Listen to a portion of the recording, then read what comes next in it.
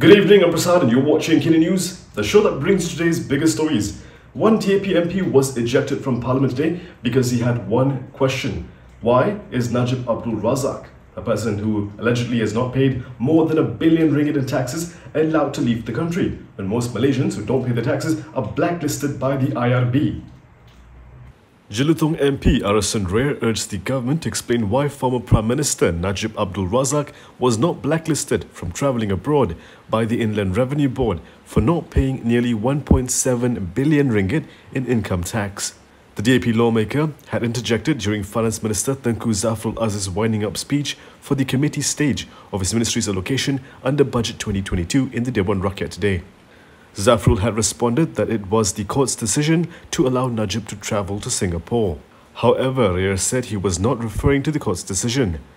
Muhammad tidak jawab soalan saya. Kenapa Yang Berhormat Pekan diberi layanan istimewa? Kenapa beliau dibenarkan untuk luar negara? Kerja mahkamah. Bukan isu mahkamah, fahamlah. Kita disenarai hitamkan kalau tidak membayar cukai. Soalan saya, kenapa beliau diberi layanan istimewa? Itu soalan saya. Kenapa tidak disenarai hitamkan? 1.75 bilion belum dibayar lagi. Kami boleh jawab dan boleh tak jawab. Baik. Okey, terima kasih. Tak payah jawab. Terima kasih Muhammad Jelutong. Muhammad Jelutong tahu jawapannya. Ini keputusan mahkamah, bukan ni. Bukan keputusan mahkamah, Yang Berhormat.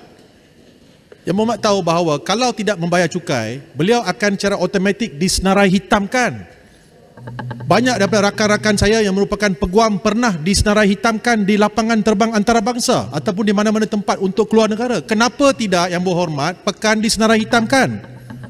Zafrul then answered again that Najib got the decision from the court, and with that the IRB is unable to blacklist him at the time. Rare was then ejected from the house for 20 minutes for continuing to press Zafrul. Tuan Yang Berkerusi, saya minta perkara itu dijelaskan. Saya dah cakap tadi, minta bentara minta keluar dalam 20 minit keluar. 20 minit keluar. Saya dah cakap dah. Keputusan saya mutamat. Minta keluar. Saya minta bentara minta 20 minit. Daripada 5.43 sampai 5 minit. 20 minit keluar sekejap. Saya Jelutong, sila keluar 20 minit. Bentara, sila assist gangguan. Saya minta maaf. Terima kasih Jelutong.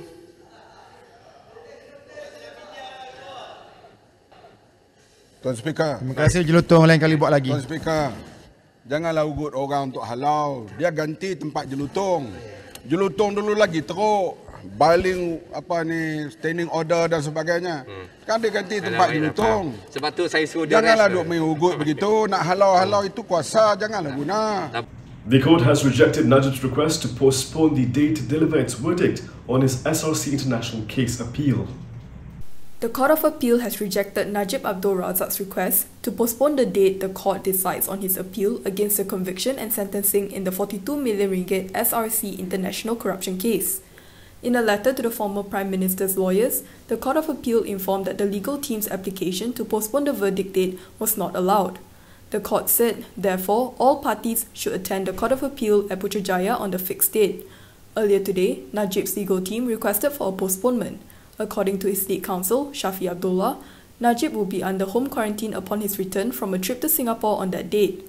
Due to this, Najib's legal team sought to postpone the decision date to between December 13 and 17 or other dates deemed appropriate by the court. Najib was sentenced to the Kuala Lumpur High Court last year to 12 years of jail and a fine of R210 million. This is after he was found guilty of 7 charges involving criminal breach of trust, money laundering and abuse of position involving SRC International funds totaling R42 million. Opposition leader Anwar Ibrahim understands why some people in Harapan want him to resign, but he's not too happy with the tone of the calls. Anwar Ibrahim has said that while he acknowledged calls for him to step down, such calls should be conveyed without arrogance. This is so calls for his resignation do not invite negative reactions. Anwar has been asked to resign as opposition leader following Pakatan Harapan's defeat in the Malacca state election. DAP's beloved assemblyperson, Lee Chin Chen, and a few others urged him to take a back seat and assist the new generation of successors to reach new heights. He said he would take responsibility for Harapan's performance in the recently concluded Malacca state election, adding that the opposition's defeat must be analysed in all aspects. Quoted by The Star, he said, Harapan must look at all aspects because it is not as simple as that, because sentiments of the Chinese, Indians and Malays are different. Meanwhile, PKR leaders have slammed its allies for singling out Anwar when Harapan should take collective responsibility. One PAS leader is trying to get his party back with UMNO because according to him, that's the best alliance. Bachok MP Nik Abdul Aziz wants PAS to team up with UMNO again. This is after PAS was wiped out in the Malacca state election after choosing to contest with PN. He said the best political agreement that has been signed over the decades is in the Himpunan Perpaduan Ummah, which forms the Muafakat National Pact between UMNO and PAS. He added that it was a covenant blessed by God and unites two large groups of Muslims who have been at the loggerheads for decades. Nik Abdul questioned if PAS really wanted to turn the tears of love and joy into hatred, resentment and degrading thoughts among the people.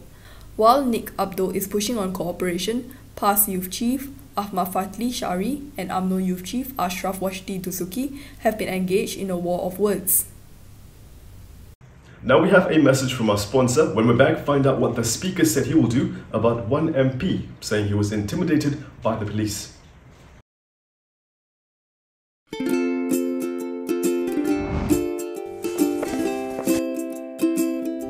Shellfish, red meat, and beer. If you love indulging in these foods, you may end up with high uric acid level in your blood. These foods consist high level of purine, a substance that will eventually break down into uric acid and be excreted through our urine. It is recommended that the amount of dietary purines should be kept between 600 to 1000 milligrams per day. Having too much uric acid in your blood can cause attacks of gout. It can also cause kidney stones and blockage in the kidney. The crystallization of the excessive uric acid in your blood can be eased by reducing purine-rich food to only 100 to 150 milligrams daily, maintaining a healthy lifestyle, and consuming urinary alkalinizer like Ural. It consists of sodium bicarbonate, citric acid, and sodium citrate that increases the urinary pH and solubility of uric acid to prevent crystallization. Best of all, it's lemon-flavored and sugar-free. Ural, effective urinary alkalinizer. Neutralize your uric acid problem now.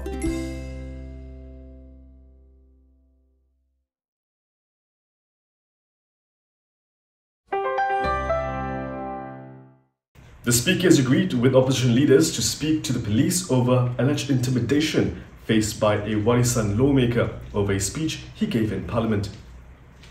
Opposition leaders have called on Dewan Rakyat Speaker Azhar Azizan Harun to defend democracy and intervene after Warisan lawmaker Aziz Jaman was summoned by the police over a speech he made in Parliament. Bagan MP Lim Guan Eng and Port Dickson MP Anwar Ibrahim were among those who stood up today to express their disagreement with the investigation on Aziz. Kami dari pihak pembangkang ingin membantah tindakan yang diambil oleh polis kerana ini menjadikan polis seperti alat politik untuk menggertak dan juga mengancam kebebasan dan juga peranan yang dimainkan oleh ahli parlimen pembangkang. Saya harap Tan Sri yang Ketua boleh buat ruling. Kalau pihak polis tak ambil tindakan, kena rujuk dulu kepada speaker. Bila speaker tidak menentang, membantah, mengapa ini menjadi satu isu? Ini sangat tidak adil kepada Yang Berhormat Rais Bangah dan juga kepada semua ahli parlimen dalam Dewan Yang Mulia ini. Speaker harus menegakkan keunggulan dan juga sovereignty of parlimen dengan izin. Sekian, terima kasih. Terima kasih. Yesterday, Aziz said he was called in for questioning by the police over his speech in Parliament on Budget 2022, where he warned of growing calls for Sabah to secede due to unfair allocations. MPs have legal immunity to speak freely within the Dewan Rakyat. However, this does not apply to cases involving the Sedition Act. Meanwhile, Anwar said this investigation on Aziz has created a dangerous precedent in the August House. Saya sekali lagi usulkan kepada speaker supaya speaker campur tangan menyatakan ini ruang parlimen. Saya masih ingat baru-baru ini speaker House of Commons. Saya ada minta kawan-kawan forward kepada speaker. Dia tegur Prime Minister Boris Johnson dan mengatakan, Mr. Prime Minister, I am the Speaker of the House. You listen and I decide. Okey? Belumlah, saya tidak cadangkan berlaku begitu. Tetapi semangat parliamentary saya tengok video tu. Baik. Terima kasih banyak. Terima kasih. In his response, Azhar said he will go through the handset of Aziz's speech and liaise with the relevant parties in order to defend lawmakers' rights to speak freely in Parliament. We also how the Malacca state elections went. Now, are you ready for another? This time it's Sarawak's turn. The Malacca state election is out of the way. Now, the nation will look to Sarawak for the next state election to take place this year. The Election Commission announced today that the Sarawak state election will take place on December 18.